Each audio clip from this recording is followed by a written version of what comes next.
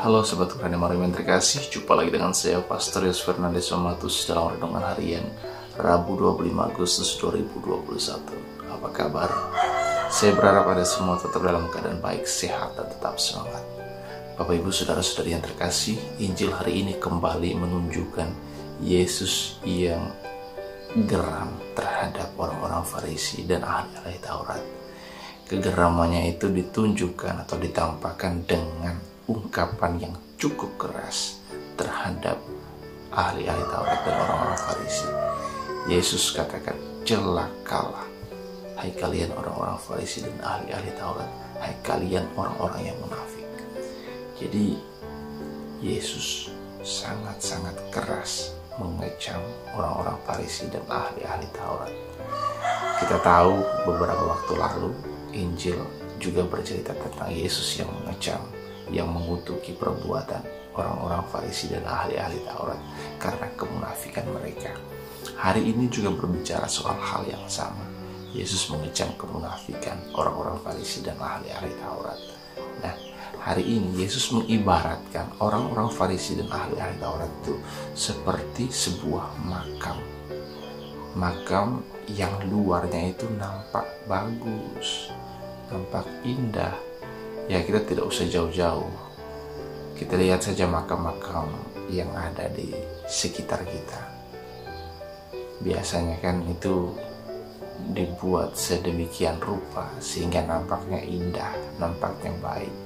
Pemakaman-pemakaman saat ini itu kalau kita masuk ke tempat pemakaman itu, ke kompleks pemakaman itu seperti sebuah taman. Indah rasanya, dibuat sedemikian rupa. Ada bunga-bunga, terus di semen, di keramik begitu. Jadi indah sekali. Jadi Yesus mengibaratkan ahli-ahli Taurat dan orang-orang Farisi seperti makam-makam itu, yang luarnya nampak indah, cantik, menarik, tapi dalamnya penuh dengan tulang belulang dan kebusukan. Nah, ini Yesus mengingatkan ahli-ahli Taurat dan orang-orang Farisi bahwa mereka itu hanya mempercantik, hanya memperindah luarnya saja, tapi di dalamnya penuh dengan kemunafikan dan kebusukan. Nah, Bapak Ibu Saudara-saudari yang terkasih, Yesus mengingatkan kepada ahli-ahli Taurat dan orang-orang Farisi dan juga kepada kita semua bahwasanya yang utama dan yang penting itu bukan soal tampilan luar, bukan soal apa yang nampak dari luar, tapi yang utama, yang mesti diperhatikan, yang mesti diperindah, yang mesti dipercantik, yang mesti dibentuk sedemikian rupa sehingga menjadi sesuatu yang menarik adalah hati, adalah yang dari dalam, bukan yang luarnya saja.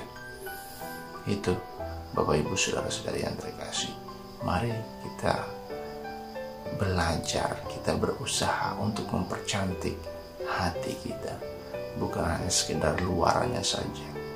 Wajah glowing, kulit bersih, itu hal-hal yang bersifat luaran saja.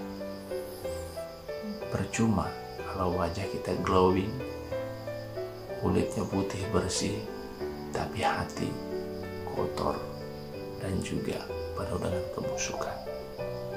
Bapak Ibu Saudara-saudari yang terkasih, mari kita belajar untuk membersihkan, untuk membuat hati kita menjadi glowing seperti itu. Dan Bapak Ibu Saudara-saudari yang terkasih, kalau kita melihat apa yang dilakukan oleh Yesus, perkataan Yesus terhadap ahli-ahli Taurat dan orang-orang Farisi hari ini, kita mungkin berpikir bahwa wah, Yesus ini emosian begitu. Yesus ini kok marah-marah seperti itu. Bapak Ibu Saudara-saudari yang terkasih, marahnya Yesus dengan marahnya kita itu berbeda. Yesus ketika dia marah, marahnya itu ingin dan dengan harapan supaya yang dimarah itu segera berubah, segera bertobat. Tapi kalau kita kalau marah itu biasanya didorong oleh kekesalan, sakit hati. Jadi ketika orang membuat kita terluka, membuat kita sakit hati, ya kita marah. Dan Dan kemarahan itu tidak ada sama sekali pikiran agar orang itu segera berubah, agar orang itu menjadi baik. Ya kalau saya mau mengibaratkan kemarahan Yesus itu ya sama seperti kemarahan seorang ibu atau seorang ayah terhadap anaknya. Jadi orang tua, ibu atau ayah ketika dia menegur anaknya, ketika anaknya berbuat salah, lalu orang tua menegur pertama tidak berubah, kedua ditegur secara baik-baik tidak berubah, terus ditegur tapi tidak berubah juga, maka marahlah orang tua itu. Orang tua akan membentak, orang tua akan mencubit, orang tua akan melakukan hal yang kasar dan keras terhadap anaknya agar anak itu berubah. Jadi kemarahan, kemudian kekerasan yang dibuat oleh orang tua itu bukan karena orang tua membenci si anak, tapi karena orang tua mencintai si anak dan orang tua berharap anaknya berubah. Nah, saya yakin kemarahan Tuhan, kemarahan Yesus terhadap ahli-ahli Taurat, orang-orang Farisi adalah seperti itu. Yesus ingin supaya mereka berubah. Yesus ingin bahwa dengan kemarahannya ahli-ahli Taurat dan orang-orang Farisi segera menyadari kelakuannya, perbuatannya yang buruk, dan berubah menjadi baik dan bertobat. Bapak Ibu saudara-saudari yang terkasih, kemarahan Yesus itu mungkin dan memang pasti akan melukai hati dan perasaan orang-orang Farisi dan ahli-ahli Taurat. Tapi kalau mereka dengan hati terbuka menerima teguran, menerima peringatan dari Yesus, lalu berubah, lalu bertobat, maka mereka akan mendapatkan rahmat yang luar biasa dari Tuhan. Begitu juga dalam kehidupan kita sehari-hari. Bapak Ibu saudara-saudari yang terkasih, kalau kita ditegur, kalau kita diingatkan, tentulah teguran dan peringatan itu membuat kita malu, membuat kita sakit hati, membuat kita kesal. Tapi kalau kita dengan hati yang terbuka melihat sisi positif dari teguran dan peringatan itu, maka kita akan mengalami suatu kemajuan di dalam kehidupan kita. Maka kita akan sungguh-sungguh mengalami bahwa Tuhan itu mencintai kita, dan karena Dia mencintai kita, Dia mengingatkan kita agar selalu berada di jalan kebenaran melalui orang-orang yang ada di sekitar kita, melalui mereka yang memperingati kita dan menegur kita ketika kita melakukan sebuah kesalahan. Bapak Ibu saudara-saudari yang terkasih, mari belajar untuk terbuka terhadap kritik.